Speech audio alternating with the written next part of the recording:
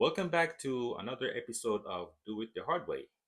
In this episode, we'll continue with example number two, which is to limit the output to the number of rows selected.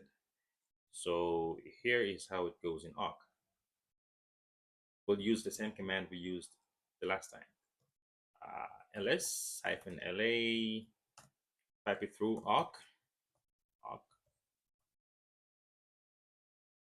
and we'll do an r greater than 10 and say print $0 close, close curly brace, single quote, and enter. So the output, as you can see, is limited to the number of rows starting from 11 actually to the last row. So next we're gonna do the same thing using pure batch script, and here's how it goes. So before we type in the command, we need to initialize a variable that's going to hold the number of records, the number of rows. So we'll give it the same name as the variable in awk, nr, and initialize it to 0.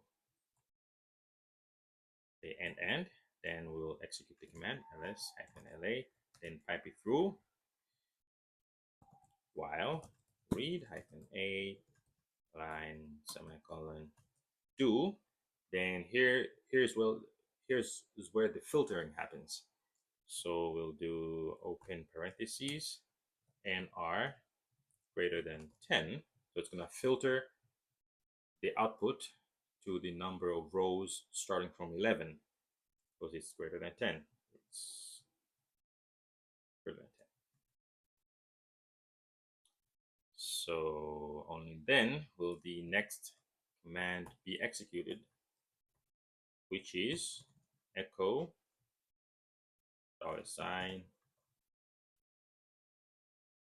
variable at a close curly brace, semicolon.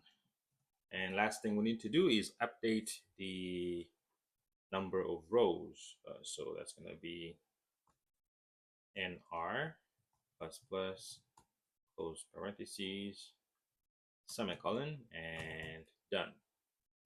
Enter. So as you can see, the output is limited to the number of rows starting from 11 to the last row. But as you can see, the output is a bit cramped. It's not quite the same as that of awk. So in the next episode, I'll show you how to properly arrange the output so it looks more like that of awk. Neater, I should say. And that will be it for this episode. I will see you on the next one.